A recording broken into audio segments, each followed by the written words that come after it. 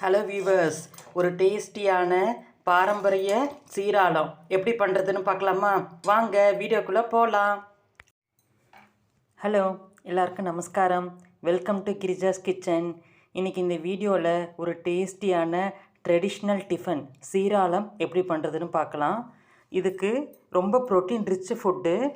இது ஒரு கிண்ணம் துவரம்பருப்பு, ஒரு கிண்ணம் கடலைப்பருப்பு, ஒரு கிண்ணம் பயத்தம்பருப்பு, ஒரு கிண்ணத்தில் பச்சரிசி எடுத்துட்டுருக்கேன்.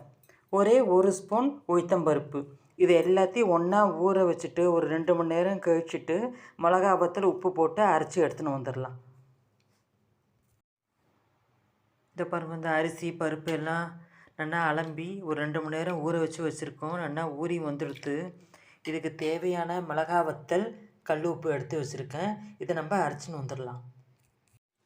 இந்த பாருங்க, அடை பதத்துக்கு அரைச்சின்னு வந்தாச்சு. எல்லா பருப்பும் அரிசி மிளகா வத்தல் உப்பு எல்லாம் போட்டு இப்போ அடுப்பில் இட்லி பானை வச்சுருக்கேன். இட்லி தட்டில் எண்ணெய் தடவி வச்சுருக்கேன். இதை நம்ம இட்லி தட்டில் ஊற்றி ஒரு 20 நிமிஷம் வேகட்டும். இப்போ அங்கே ஊற்றி வச்சாச்சு. ஒரு 20 நிமிஷம் வேகட்டும். வந்ததுக்கப்புறம் பார்க்கலாம். இந்த பாருங்கள், ஒரு 20 நிமிஷம் ஆகிடுத்து. வெந்துடுத்தான்னு பார்க்கலாம். இதை பாருங்கள், நல்லா வெந்தெடுத்து இப்போ அடுப்பை ஆஃப் பண்ணிடலாம். இந்த பாருங்க, சூடாக இருக்குது. இட்லியே எடுத்தாச்சு. இதை நம்ம கத்தியை வச்சுட்டு சின்ன சின்ன துண்டமாக போட்டுக்க போகிறோம். இந்த பாருங்க, சின்ன சின்ன துண்டமாக இந்த மாதிரி கத்தியால் வச்சு கட் பண்ணிட்டாச்சு. இப்போ சிம்பிளாக இதை தாளிச்சிட போகிறோம். கடாயில் தேங்காய் எண்ணெய் விட்டுருக்கேன். நார்மல் சமைக்கிற எண்ணெய் சேர்க்காதீங்க, தேங்காய் எண்ணெய் சேருங்க, அப்போ தான் டேஸ்ட்டாக இருக்கும். எண்ணெய் காஞ்சி எடுத்து கடுகு சேர்க்குறேன். இந்த பாருங்கள், கடுகு வெடிச்சிருத்து. உளுத்தம்பருப்பு கடலைப்பருப்பு சேர்க்கலாம். இது செவந்து வந்தோடனே நம்ம துண்டாக போட்டு வச்சுருக்கிற இந்த டோக்லாவை சேர்த்துட வேண்டியதான். இந்த பாருங்க, உளுத்தம்பருப்பு கடலைப்பருப்பு போட்டுருந்தோம், செவந்து எடுத்து இப்போ இந்த கட் பண்ணி வச்சுருக்கிற டோக்லாவை சேர்த்துடலாம்.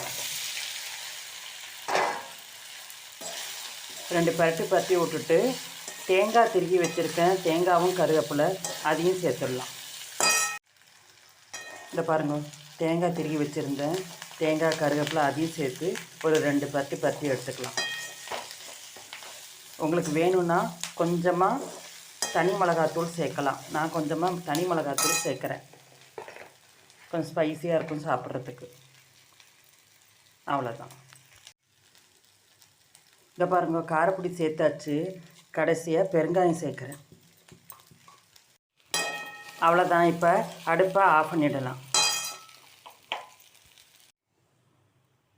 இந்த பாருங்க, டேஸ்டியான சீராளம் ரெடியாக எடுத்து. இது ரொம்ப ப்ரோட்டீன் ரிச் ஃபுட்டு. பார்க்குறதுக்கு குஜராத்தி தோக்லா மாதிரி இருக்கும். இந்த பாருங்க, நம்ம டேஸ்டியான சீராளம் ரெடியாக எடுத்து. இது நிறையா ப்ரோட்டீன் இருக்குது. ஏன்னா எல்லா பருப்பும் சேர்க்குறோம் இல்லையா? துவரம்பருப்பு, கடலைப்பருப்பு, பயத்தம்பருப்பு எல்லாம் சேர்க்குறோம். அதனால் உடம்புக்கு ரொம்ப நல்லது.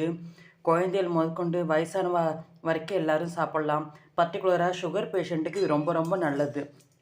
அடிக்கடி வாரத்தில் 1 நாள் 2 நாள் இந்த மாதிரி பண்ணி கொடுத்தேன்னா உடம்பு ரொம்ப ஹெல்த்தியாக இருக்கும். எப்போதும் இந்த இட்லி தோசை பண்ணுறதுக்கு பதிலாக இந்த மாதிரி பண்ணலாம்.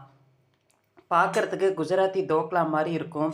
அவள் குஜராத்தி ராஜஸ்தானில் வெறும் கடல மாவில் சேர்ப்பா. நம்ம எல்லா பருப்பும் போடுறதுனால இது உடம்புக்கு ரொம்ப நல்லது. I hope you all like this video. Thank you.